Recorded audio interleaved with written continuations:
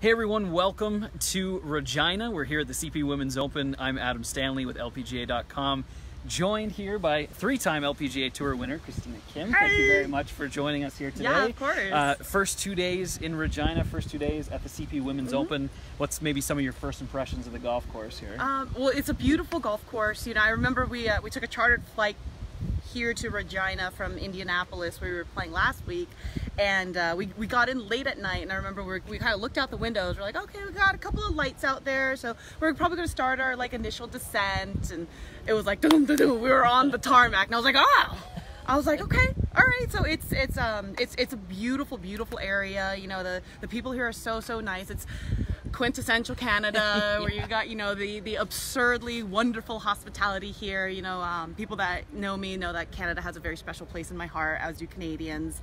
And so it's just awesome to be here. You know, I went out and played the course today.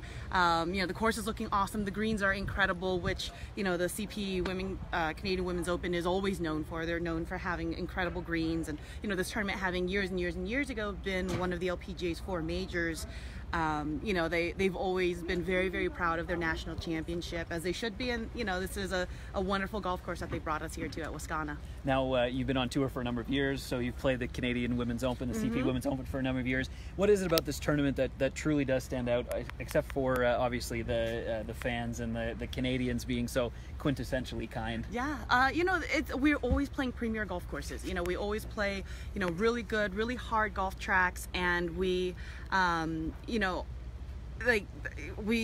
there's so much money raised for charity every single year. You know, it's awesome. You've got CP who, you know, they dedicate a whole every year. It might be 17 this year. Yeah, $5,000 for every birdie that's made. And it's, you know, it's not one of those like impossible golf holes where you're going to say, okay, we raised, you know, $15,000 this week. Like, they want to sit there and, you know, go into 6 figures, which I think is wonderful. And it's, you know, that's one thing that CP is known for. That's one thing that the LPGA is known for, is, you know, we care. You know, we care about people. We care about, you know, the game of golf. We want to make sure we keep the future of the game in some great hands. And I think that CP is doing a wonderful job making sure that happens. Now, you last won in 2014. It was an emotional, big victory for you. Do you ever go back to that 4-day stretch and think, you know, when times are tough, you realize, hey, I did this not that long ago. You know, do you mentally check back in there and say, hey, I can still do this. I can compete out here? Honestly, almost daily. You know, it really was such an incredible highlight of my career.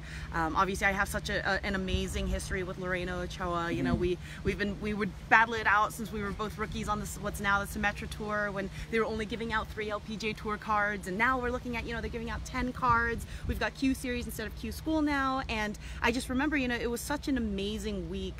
And I had such an incredible sense of calm, and I was really focusing on, you know, just trying to be more zen around the course. And my motto for the week was, you know, what would Lorena do, you know? And so I think that really helped me to just really channel my inner champion. And so I'm trying to do that, you know, every single day. And, you know, some days it's easier to accomplish than others, obviously, but, you know, it's such an amazing memory that I have, that it's something I can't help but think about constantly. Do you still have the sombrero? Oh, absolutely. they let you keep that? Absolutely. I've got several sombreros, okay? I got different colors, I got for different occasions.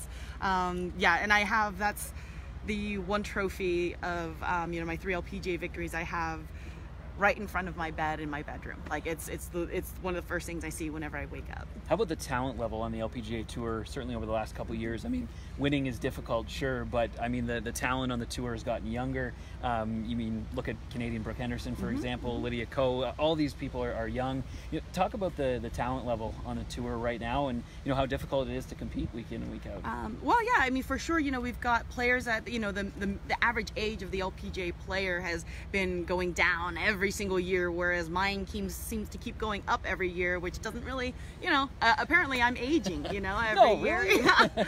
But it's just remarkable, yeah. You know, I mean, with the increase in education of, you know, the golf swing, you know, education on fitness, nutrition, everything. Like, golf is just, you know, people are starting to kind of not figure golf out, because it's an impossible game to truly understand and figure out, but it's you know, you're cultivating these incredible golfers at a much younger age, because you're able to like tap into that sort of, you know, what was a difficult psyche to try and break into when, you know, when I was young, you know, back at the, you know, the last millennium, actually, technically. So it's remarkable. You know, with such amazing talents, like you said, with Brooke and Lydia and, you know, Aria and everybody, you know, which is really cool. But I actually had a conversation with my father last week, and he was like, you know, because he's one of the best golfers I knew growing up. He was like, you know, I didn't pick up the game of golf until I was 40. And he has broken, you know, he held several course records when we were back home in California years and years ago. I'm sure they're all broken now with 60s and 61s with all these young kids. But, you know, it kind of gave me this idea of, you know what, yeah, I mean, you know, I've got these kids that I could legitimately be their mother.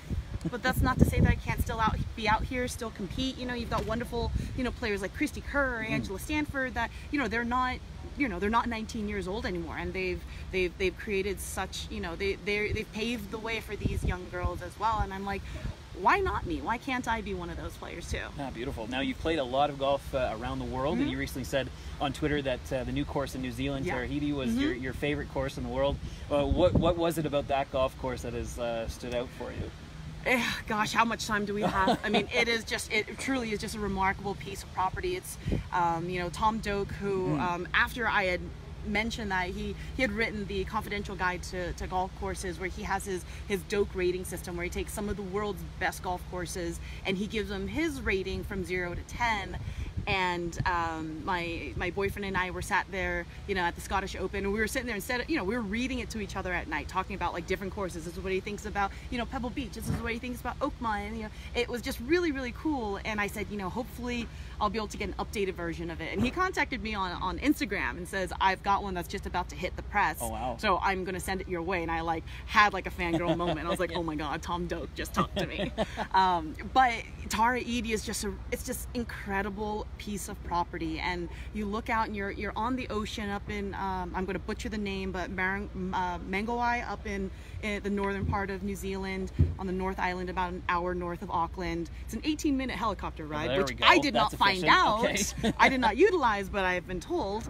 And, you know, every golf hole, it's like you can be of any skill level and be able to play it. That's awesome. It's not something where you're like, oh God, like, okay, if I'm playing from this tee box, I have to carry it 270 yards to get to the fairway. It's beautiful rolling hills, natural landscape, and you know, one of those things. It's one of those things where Tom Doak, like, you know, he came out and was like, how am I going to only make 18 holes? You know, it's just, there's so many amazing opportunities. You've got the sand dunes, and there's just everything about the green complexes there's just perfection, and just the experience in and of itself, because it's, you know, one of those places that, you know, you want to play once in your lifetime, and if you're lucky. And I was very, very lucky to be able to get that opportunity. Love that. Here in Canada, we've got Cabot Cliffs, was just recently named the #1 course in the country, and it's that same sort of experience. Have you been out there yet? Not yet. I haven't been back.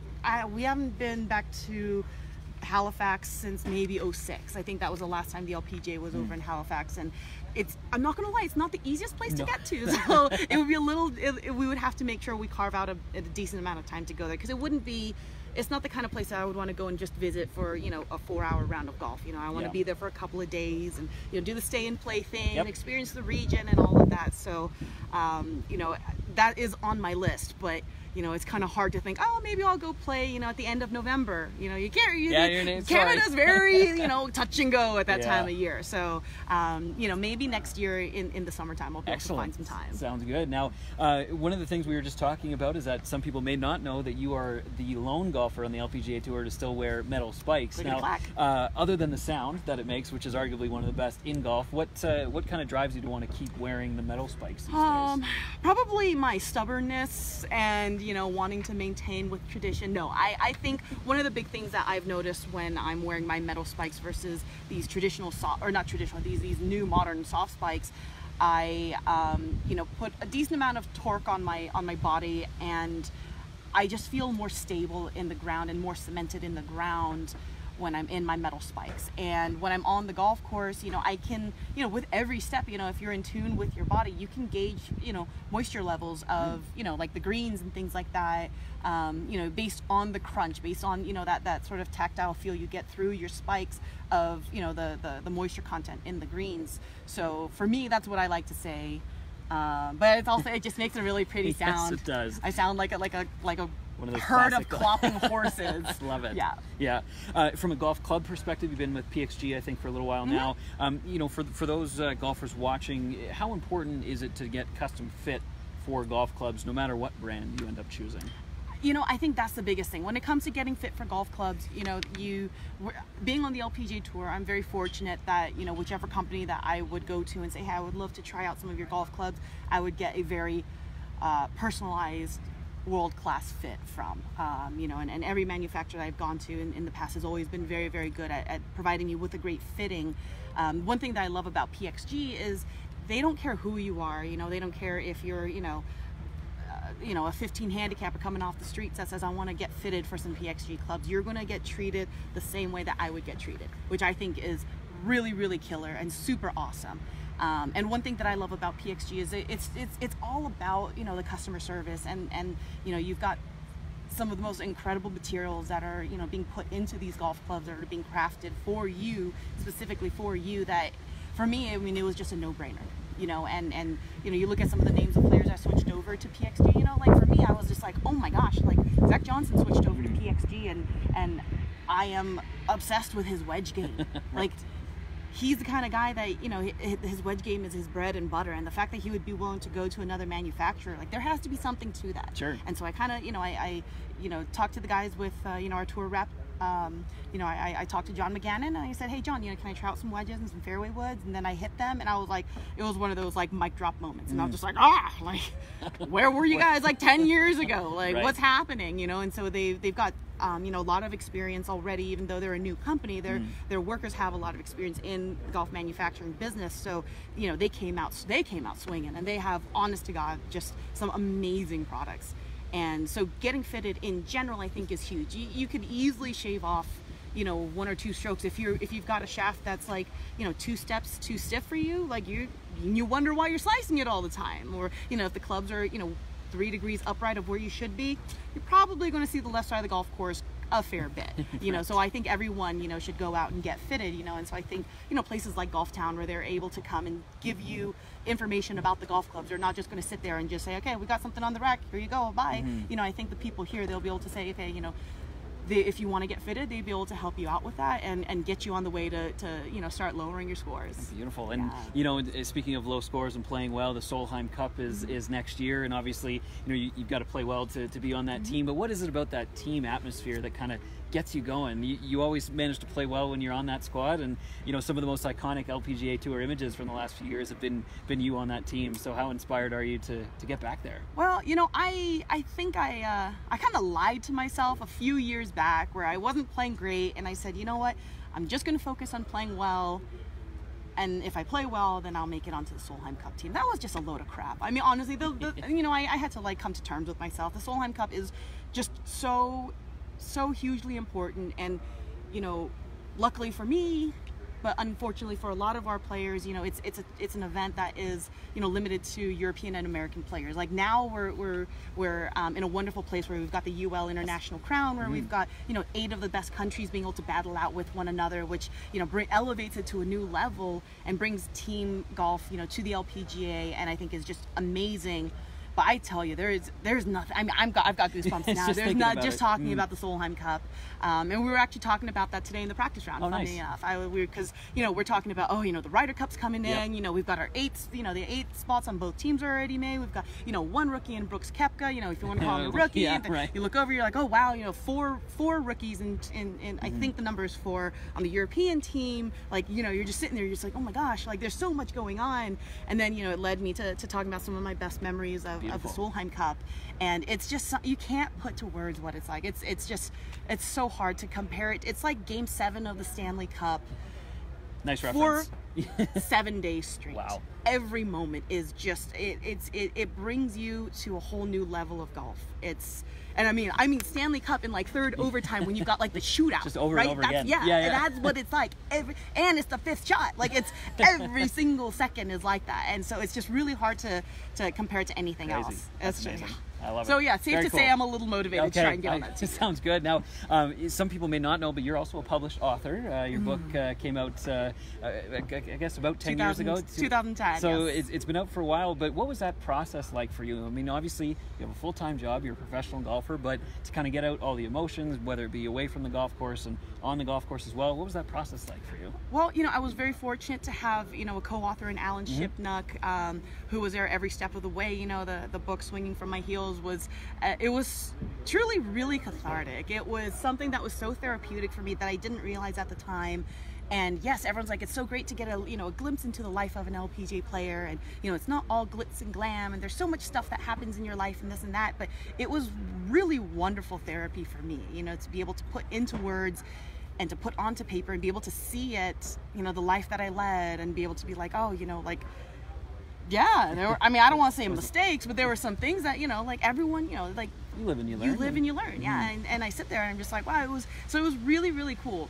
That being said, I talk all the time anyway. So as long as there's someone there to record it and then transcribe it, it's not that big of a thing, But I've been asked several times when I'm gonna write my sequel to it, and I gotta tell you. Breaking news here? No. I gotta tell you, with the way that the world has changed, and with social media and the true immediacy of truly breaking news, I don't think I can't write a book.